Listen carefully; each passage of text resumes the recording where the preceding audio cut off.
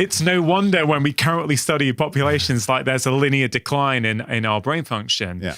So with all the good news, let's go more. Let's go to number 3. It's lack of stimulus, right? So we've already talked about that in multiple ways. But if you, the way that we would do that in animal models is we either socially isolate an animal, which is incredibly stressful, and you have to get, what's interesting, and it's important, I mean, it's incredibly important for doing high quality animal work that's ethical and that actually helps us move human health forward, which is ultimately the goal. If it's not doing that, I don't think it's worth doing.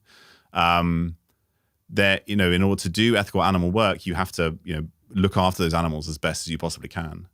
And one of the ways that that's ensured is, there are committees at every university that make sure that every experiment that's proposed is sort of as ethically sound as possible. But unless you have a really good reason to, there are 2 things you're not allowed to do. You're not allowed to socially isolate the animal, and you're not allowed to remove any stimulus from the environment, what we call environmental enrichment. And that can be in terms of like a running wheel for mice, or it could just be like toys or something in the cages. And if you think about humans, socially isolated, lack of cognitive stimulus, like we're doing this to vast proportions of our population, particularly as they get older. And we've taken away social connection, we've taken away stimulus. You're not allowed to do that to a rat in a lab unless you have a very good reason for doing it. But you can do it to a human, no problem. That is, just to look at it through that lens is completely nuts, isn't it? Yeah. Wow.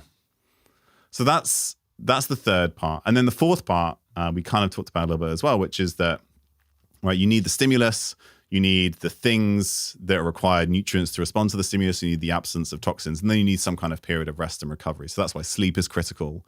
But then also absence of chronic stress is probably something you could put into that bucket as well. And you can do this with social stresses, say, if you're going to do this in an animal model.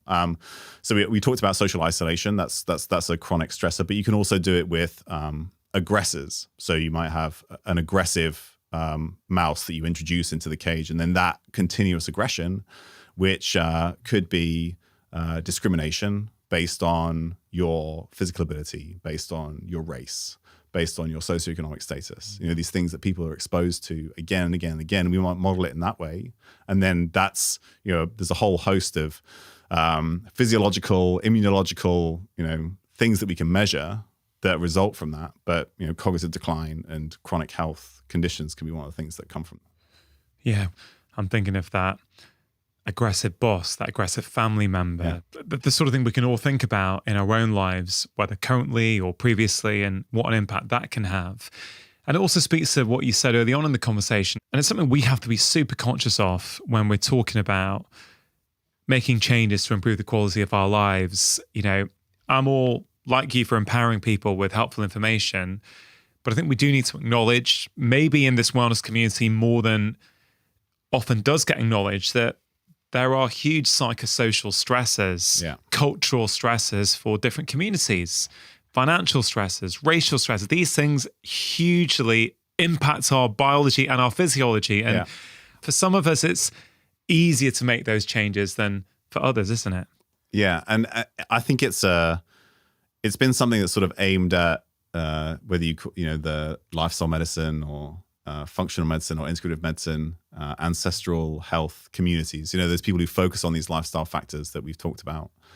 And it's a worthy criticism to say, not everybody can do that, right? Not everybody has the financial ability to remove themselves from the environment that they're in. If it's, they have to live close to a road, or they have to live close to refinery, right? So in the United States, near large petrochemical plants, that's where you've had redlined housing areas where people from low socioeconomic status, usually more likely to be black, have been put around these areas, and then it's baked into the environment, and you can't afford to move out. Or it may be, we talked about food, but what food do you have access to? Do you even have a kitchen? Are you working 2 jobs? Do you have time to cook? We need to be very mindful that the social determinants of health play a big role here. Yeah. I mean, I totally agree with that. I think there's a lot of nuance to that, because sometimes that criticism gets leveled and say we shouldn't be giving any information out because it's not relevant to that community. Yeah. I don't agree with that. It's No. we should definitely be giving out information, but we also need to be aware that that information may not be relevant or as relevant. And so we shouldn't look down when people can't take that advice, for example. Yeah. And I've always fought for that wellness, for want of a better term, is for everyone. I think every single human being has the right to good quality health information that they can try and apply in their own life. And my bias comes from my clinical practice. So I've worked in lots of different practice throughout my career, but there was a particular period of time where I worked in a practice in Oldham in North Manchester, and it was a very low socioeconomic status area. Lots of immigrants, lots of people on benefits, people working 2 jobs, lots of single parents. A lot of, in inverted commas, struggle for day-to-day life compared to other areas I've worked where it's more affluent. Now, there's struggle there as well in a different way.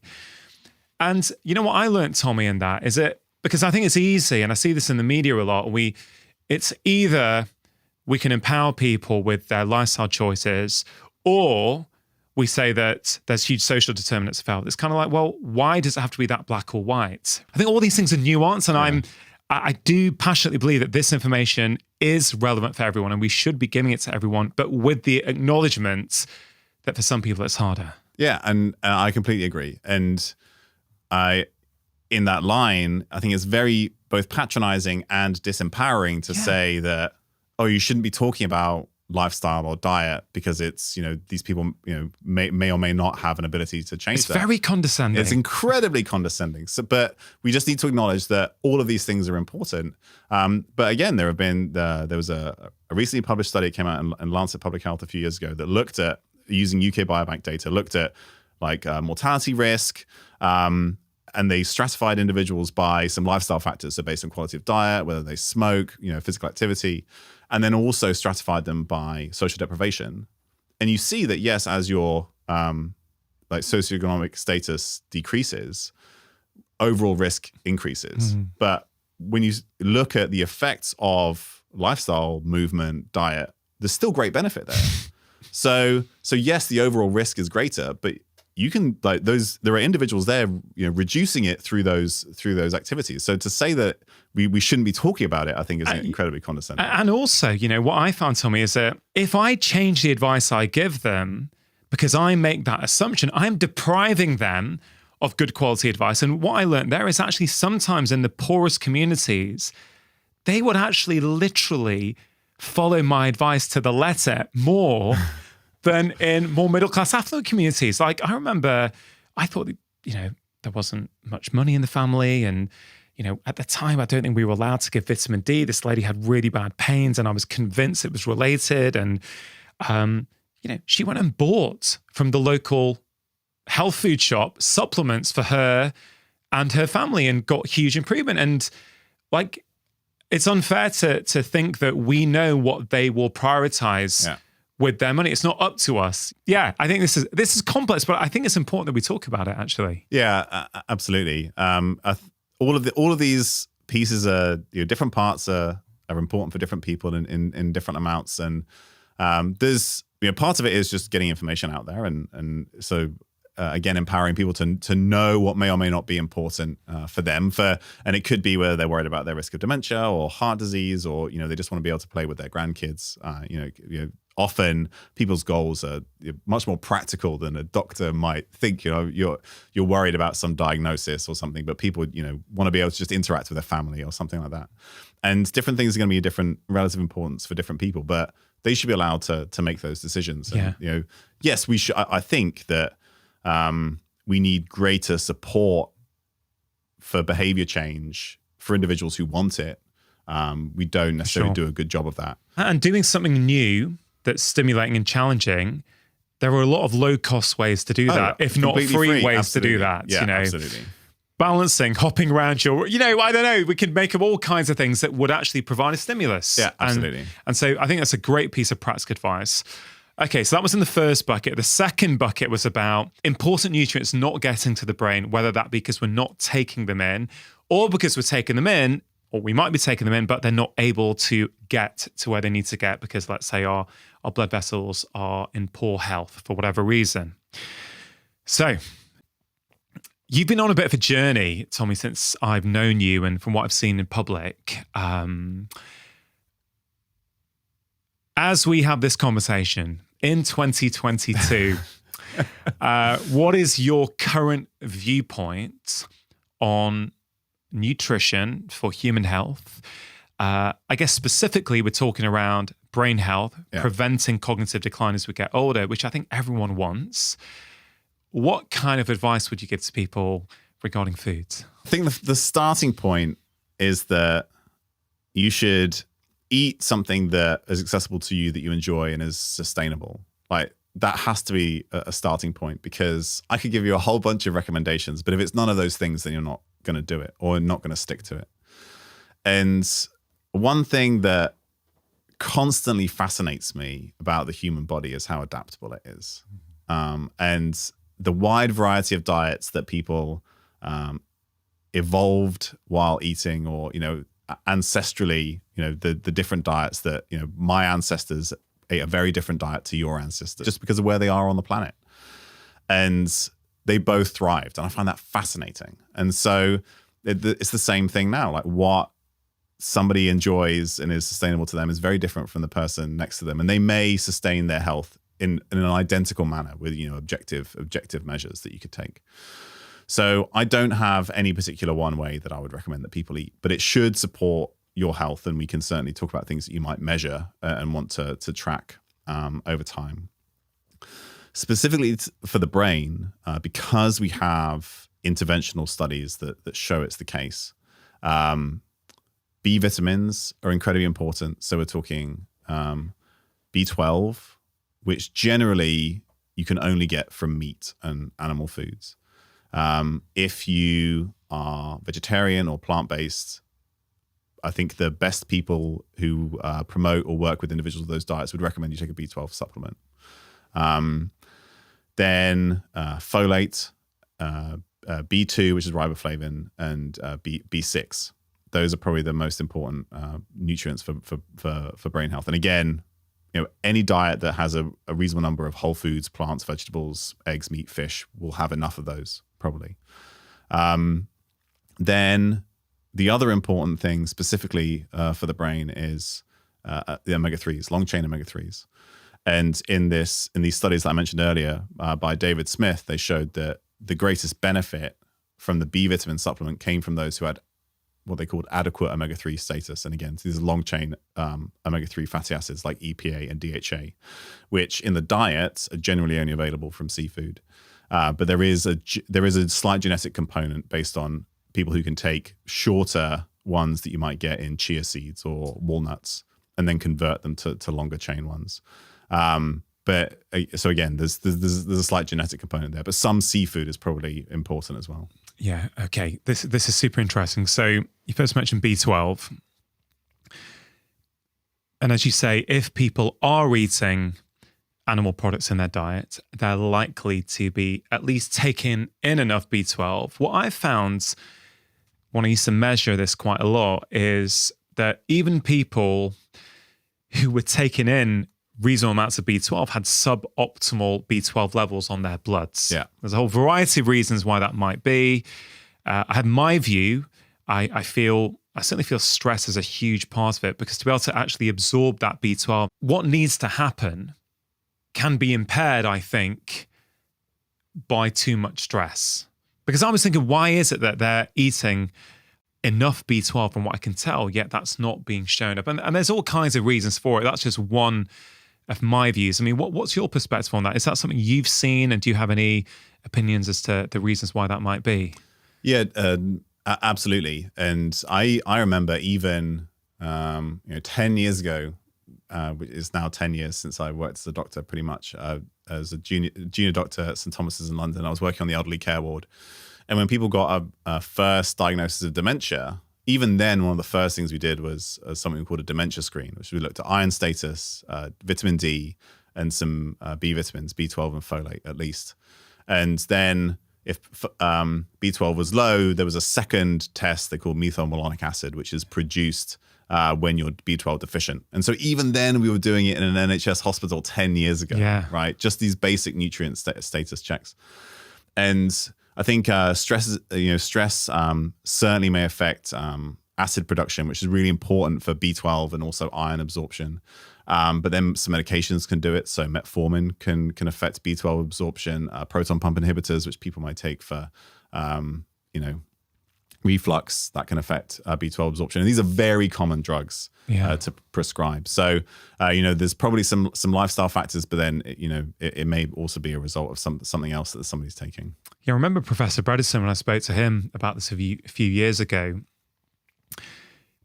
he will work with his patients to do all the tests, the homocysteine, the MMA that you mentioned, and the serum B12. And at the time, I remember thinking, I can't get this stuff for my NHS patients back then. And he said he likes to see, for cognitive function, a serum B12, right? So that's your regular, cheap B12 test. And, I'm going to say it depends on your lab, but, the normal value that will be reported would typically be something like 200, 250 to 700, 800, maybe 900, depending on the lab, right? So huge range of normal. Yeah. And he said in his experience, if it's under 600, he would treat it. Mm-hmm. And I remember I came back because I was chatting to him in America, and I tried that with a few patients actually. And again, this is just anecdotal. It's not a scientific study, but people would come back and say, they feel sharper. Their cognitive function has got better when I'd treat their serum B12 from, let's say, a normal level of 250. What do you think to that? I think that's, I'm not necessarily surprised. Again, it probably depends. What's interesting about the difference between the US and the UK is that in the US, you can't get an active B12 test, what we would call holotranscobalamin. It is very common to do in the UK. You can't do it in the US. So on the US test, you probably need to be at the upper end of normal, because there are lots of other things that can cross-react with the test, and they look like B12, but they don't have the function of B12. And that's the case with some like plant-based B12 analogs. So for him, I imagine that's probably one reason why that may be the case. But equally, more broadly, I spent a lot of time looking at and thinking about blood tests. And if we think back to what we said right at the beginning, which is that the average the average adult has at least one chronic condition, takes at least one medication, has at least one, if not two, of the components of metabolic syndrome, of which there are 5. If that's the average person, and the normal range is just, the way you define the normal range is you test a whole bunch of people and you take the middle 95%. And whatever the lowest person of that middle 95% and whatever the top person is, that's the normal range. And if the average person is sick to some degree, then what's normal is not necessarily normal. And I think that's part of, and you see this again and again, they've changed the ranges over time. That's been it's been the case for certain sex hormones, and people have talked about this a lot. They're decreasing the normal range for testosterone in men because they think that testosterone is decreasing at the population level. Whether that's actually true or not is up for debate, but it's something that's happened. That's they've changed the ranges if they see that overall the population level changes. I saw something similar when they were trying to develop normal ranges for grip strength, and what they saw over generations, from, Generation X, Generation Y, millennials, coming through to what in America we call Gen Z. Grip strength was declining, particularly in males. So there was a publication that said that and said, we need to change the normal range for grip strength, rather than saying, we're getting weaker. Why aren't we working on that? And so, it's like, the frog that sits in water from when it's cold, and then if you boil it, it will slowly heat up. It will never jump out, because it never realizes, because it's so incremental and slow. And so that's one of the problems, is that we're looking. Some normal ranges are constructed around a population that's sick, so the normal isn't necessarily normal, and that may be playing part of the role there too. Yeah, it's super interesting. And hopefully we'll get time to go into some blood tests that people can do. You mentioned seafood. Why do you think seafood is so important for our brain health? Mm-hmm. And then for people who are vegan or, choosing not to have animal products, can they still have good brain health and get those nutrients that you would get from seafood in other ways? So there are a few strands that of information that lead me to think that seafood, or I say seafood because it's the most common dietary component that gives us long chain omega-3s. What I'm really interested in is long chain omega-3s, particularly DHA in the brain. And again, if I go back to what does it take to build a healthy brain in the first place, DHA is preferentially sucked up into the brain while you're making it, as much that the mother will sacrifice her own DHA status so that the baby gets enough, because it's one of the most critical fats that makes up the brain for a number of reasons. It goes directly into the cell membrane. So people may or may not know that most of your brain, which isn't water, is fat, almost all of it, right? So because fat makes up all the insulation around the nerves, it makes up all the membranes around the cells.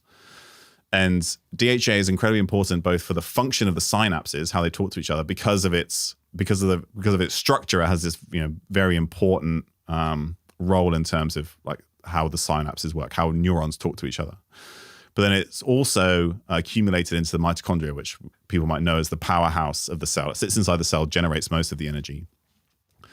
And some of it is really cool physics, that basically how electrons travel through DHA is really interesting. But equally, sort of like a more basic way, you can see that the more DHA that's in a mitochondria, the greater energetic capacity it has, the more energy it can produce. And that's the reason why, and there are some evolutionary theories that say that, maybe the human brain as it currently exists developed in like a group of hominids that had either direct access to lots of seafood or to the brains of other animals, because brains are an incredibly rich source of DHA because your body preferentially shuttles it to the brain during development.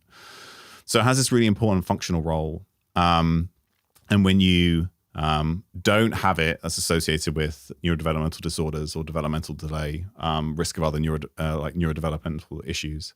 And